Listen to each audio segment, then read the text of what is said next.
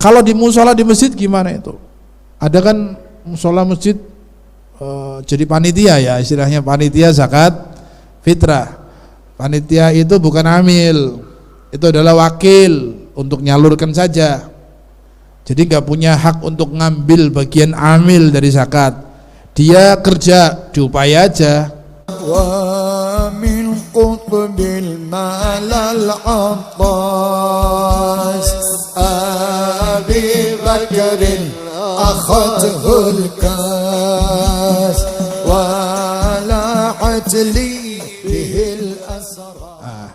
Satu itu. Yang kedua, siapa sih yang berhak menerima zakat fitrah secara fikih madhab Syafi'i terutama ya? Orang-orang yang asnaf thamaniyah, terutama asnaf thamaniyah, afdolnya adalah fakir miskin statusnya. Fakir miskin. Kalau ada amil yang bagaimana? Amil yang sah ngambil bagian zakat fitrah, amil yang resmi ditunjuk oleh pemerintah menjadi amil zakah. Dan dia tahu cara mengelola zakat, ada caranya sebagai amil, kerja dia, ditunjuk, ada datanya, dia punya data fakir miskin, nggak salah-salah amil, bagi aja sama rata, bukan amil.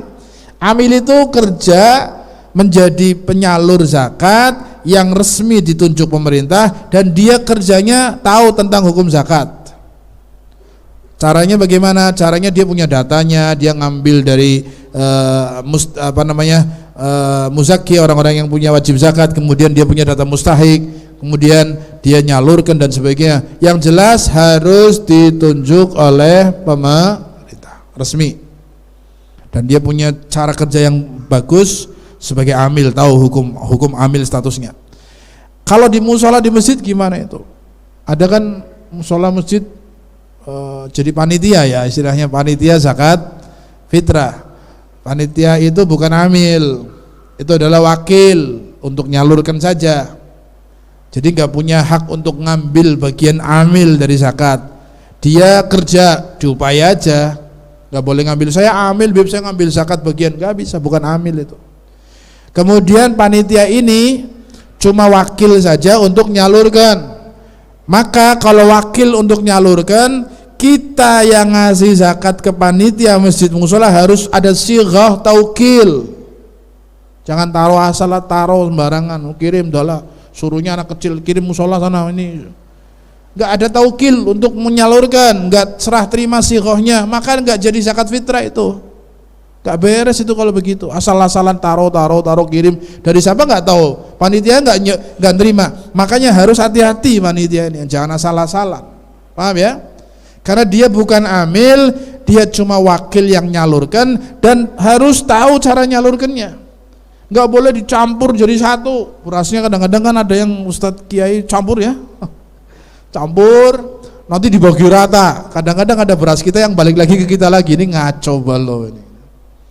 Bagaimana wakil tadi atau panitia tadi harus dicatat berasnya itu ada namanya supaya nggak balik lagi ke orangnya, ke anaknya, ke keluarganya yang jadi kewajiban dia, menjadi tanggungan dia, balik lagi zakatnya balik ke anaknya atau ibunya dan sebagainya, nggak bisa itu. Makanya biar jangan tertukar, kalau pembagiannya harus kasih nama, bukan dicampur jadi satu.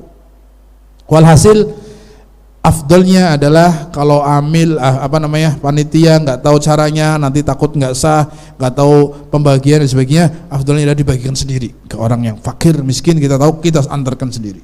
Lebih afdol semacam itu. Mereka cuma membantu, cuman kalau membantu tanpa ilmu akhirnya kacau balau malah jadinya. Paham ya? Mudah-mudahan bisa dimengerti. Saya nggak mau bahas masalah ini, panjang nanti pembahasannya masalah panitia zakat fitrah. Yang jelas mereka fakir miskin diberi zakat fitrah, kalaupun harus banyak silahkan kasih yang banyak, nggak ada masalah. Fakir miskin ini cuma berapa orang tok di kampung, bibi ya udah kasihkan itu. Jangan terus orang nggak fakir nggak miskin dikasih. Nah terus bib ustadz kiai boleh nggak? Katanya ada call ustadz kiai boleh.